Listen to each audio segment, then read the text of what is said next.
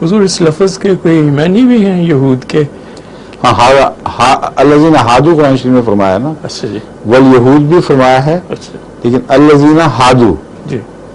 जिन्होंने जो हदायत पा गए, अच्छा ठीक है। या दूसरे उसको लफ्ज़ी तर्जुमा करते हैं हदायत पा, एक तदाव चाहिए था वैसे तो। हादा का मतलब तो हदायत देना होता है। क्यों जी, आप तो अरब से आए हैं, ये बताइए।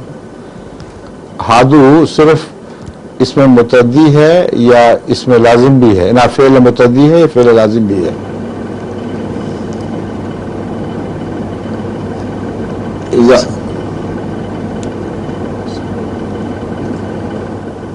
शेर है अरबों का, इज़ा हाद गुराबो इज़ा कान गुराबो हादा कौमिन, वहाँ हाद लफ्ज इसम के तौर पर इस्तेमाल हुआ है गालिबन।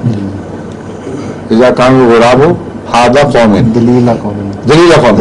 अच्छा, सयाद ये तरीका लिखा था। हम सॉरी, मैं उसको हादा पढ़ता रहा हूँ गलती से। इज़ा कान गुराबो दलीला कौमिन, तो हाद के लफ्ज के बताइए आप क्या जानते हैं? हदा यहदी तो हदायत देने के लिए, तो उससे इर्तिदा हदायत पा गया। तो यहाँ हादू जो है लफ्ज, उसकी आप क्या करेंगे तशरीह?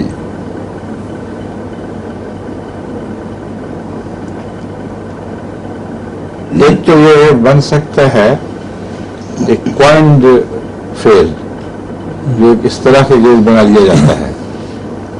वो लोग जो यहूद कहलाए, वो उनका यहूद होने के फेल को हादू के नाम से याद किया जा सकता है, ये भी मुमकिन है। बाद इस्तिलाहें उसी इस तरह से ताल्लुक के फेल भी घड़ लेती हैं, यानी इंसान इस तरह करता है। तो इसकी तहकीक करें, फिर मुझे बताएं। आमतौर पर तो कुरान में ही तर्जुमा मिलेगा, वो लोग जो हादू हुए यानी वो लोग जो यहूदी हुए। देखें जरा,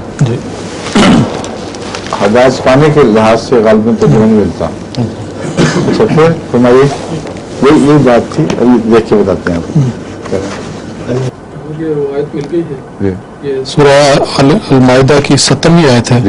इसमें इन्नल्लज़ीना आमनू वल्लज़ीना हादू वस्साबिऊना वन्नसारा वाले, इसका तर्जुमा तफसीर सगीर में ये लिखा है कि जो लोग ईमानदार हैं और जो यहूदी हैं, बस सिर्फ इतना। हादू का तर्जुमा अक्सर तराजुम में जो मेरे इल्म में आए हैं, उनमें से हर एक में हादू का तर्जुमा हदायत पाई नहीं लिखा गया, बल्कि क्योंकि वो हो भी नहीं सकता, हदायत दी हो जाएगा वरना। तो यहूदियत के इजहार के लिए ये वर्ब खुसूसियत से ये फेल बनाया गया है, यहूदी हुए के मानों में। ठीक है।